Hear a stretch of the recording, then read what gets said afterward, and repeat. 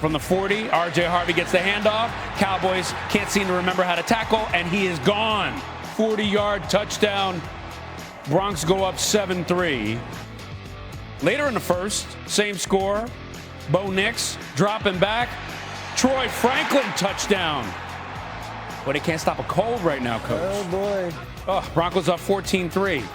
Under a minute left in the second quarter. Bronx 20-10. No, now it's more. Next finding Pat Bryant. That's good coverage, but that's such a great throw. Yeah, he's right on the money there. 27-10, and then Broncos up 30-17. Just pouring it on. Franklin back of the end zone for the easy score. Broncos roll 44-24 over Dallas. And here's Jared Jones, new on SportsCenter. This ownership group, they've really come in here over these last 3 years, and they've really turned this thing around. Their entire enthusiasm of the fans, the team, and that was formidable for us out there tonight. They beat us physically.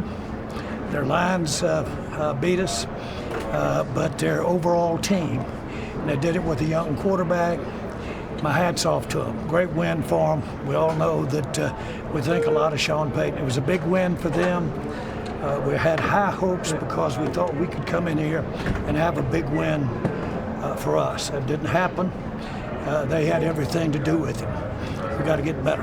Jerry, the inconsistency with this team winning one week, losing the other has been pretty staggering. How do you evaluate your team right now, 8 games in? Well, I am not happy at all with winning 3 ball games at all.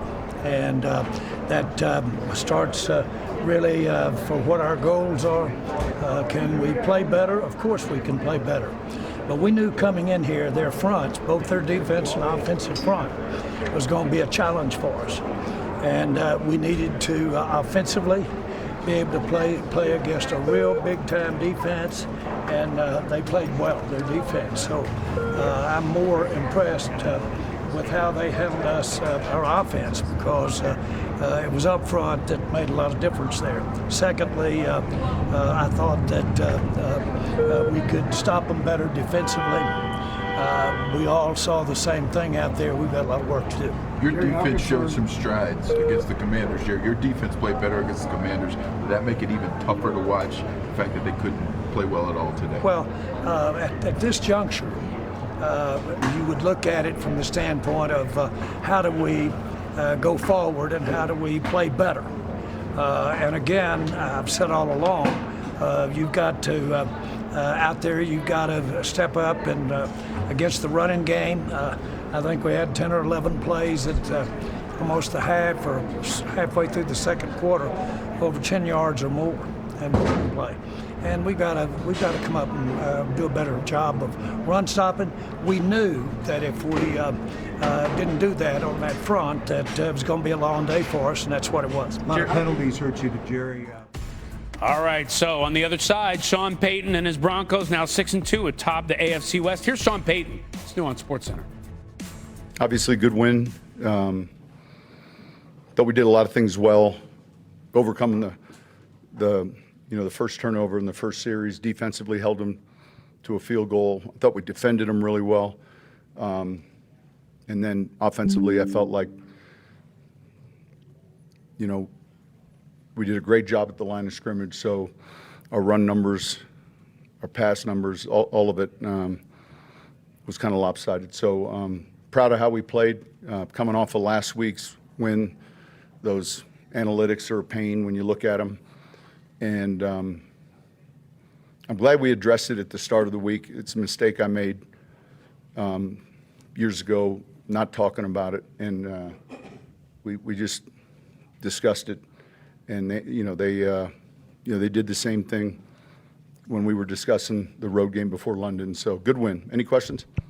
A lot of good obviously offensively, but R.J. Harvey, 3 touchdowns to get Pat Bryant 1, 2. What do those guys just mean, not only today, but as rookies sort of going forward? A lot of production from the rookie class. Maybe they read someone's article, I don't know. But you had interception, touchdowns. I mean, it's great to see them moving, getting the experience. Sometimes it's more difficult, but Jade had the interception right before the half. That was a big play. Pat, I mean, all of it was good. It's hard to predict sometimes when you're putting your plan together. Our video guy, Joe Harrington, we do a hotel tape at night, and the last like 11 plays are plays that I think are touchdowns. And he basically gave me the fight song of everybody that was a skilled player, and so we saw a play that we thought Trout might score on. We heard the Dayton fight song, then before the play, and so that they know that. And we saw Central Florida. None of the players knew the name of their fight songs except Mims. But anyway, it was good to see those guys have success. Coach to your left, when you have a performance like that, what does it say to you and to the team about the offensive potential and kind of what this group can do moving forward? And the biggest thing, I thought the work week was uniquely different, and I thought they handled that challenge of that coming off of a crazy comeback challenge. The numbers are awful. And so I'm glad we addressed it at the start of the week. Leaving the stadium Sunday last week, I remember reaching out to Tony, and I said, I want the analytics, 5 minute, the whole. And then Joe Harrington literally put it in a 60-second film, every one of those events, and then the following week, the other team taking a knee. And so our guys saw that right away, and they met the challenge, and they played well. The Cowboys lose to the Broncos again. It's their 8th straight loss against Denver, tying their longest streak against any team in franchise history. The last Cowboys win against the Broncos, 1995. That was a game that had both Troy Aikman and John Elway. Long time ago. All right, so let's turn to this one, Coach. Look, this was supposed to be a matchup between a top defense and a top offense, Broncos D, Dallas offense, yet the Broncos crushed them. What was the key to crushing Dallas today? Well, I think the key was obviously this.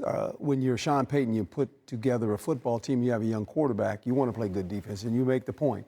The Broncos defense doesn't give up a lot of points. They gave up a lot of points. They gave up 24. Yeah. But generally they only give up 18. But with that being said, they scored 44. So this was a game when you really look at it. If you're the Dallas Cowboys, you go on the road to play the Denver Broncos, your mindset is real simple. We got to outscore these guys. We got to make it a scoring game. Well, it was a scoring game, but Denver did all the scoring. And they shut the #1 offense in the National Football League out for the most part. Dallas scored some points. It's 24 points, you would think. But that's not – the Denver scored 44. And so when you think about what they just did to the Dallas Cowboys, the hottest offense in the National Football League, they held them to 24 points and then turned around and scored 44 on them.